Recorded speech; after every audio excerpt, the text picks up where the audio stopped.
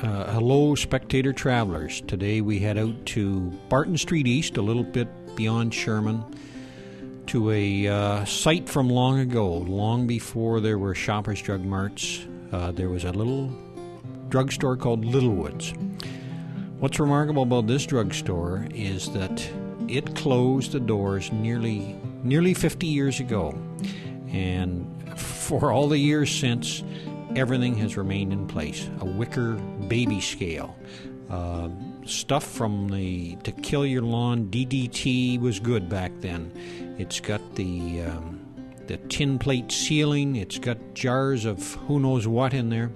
All of this is the result of George Littlewood, a man who had helped his father back in the 1950s with this drugstore. When his father died, George tried to run the place for a short period of time and then just shut the door.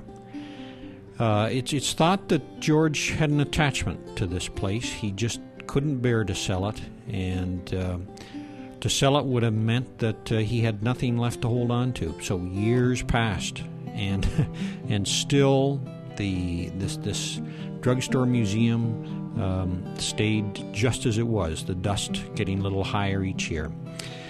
Just in recent times, George died, and now the building is being sold off. The contents, little 10-cent greeting cards saying happy birthday daddy, and condoms, 3 dozen for $4.50, I believe.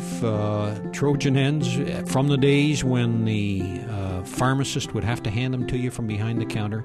All this stuff will be disposed of in some fashion or another.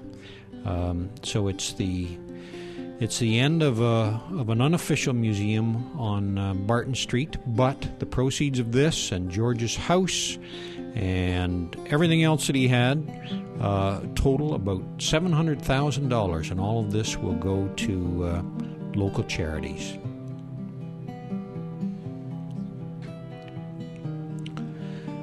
We have brands, some that have survived until today: Tampax, Colgate, and then other brands that Italian Balm, I don't know if it's still out there. Old Spice certainly is. Rheumatol. There was a Kellogg's asthma cure on the shelves of George Littlewood's store, where you would put a spoonful on a plate, light it up, and breathe the smoke deeply. The final enema syringes, you might not find those at Shoppers anymore. The floor is it falls apart as you walk on it. A Vernon City Directory from 1944. That's vintage.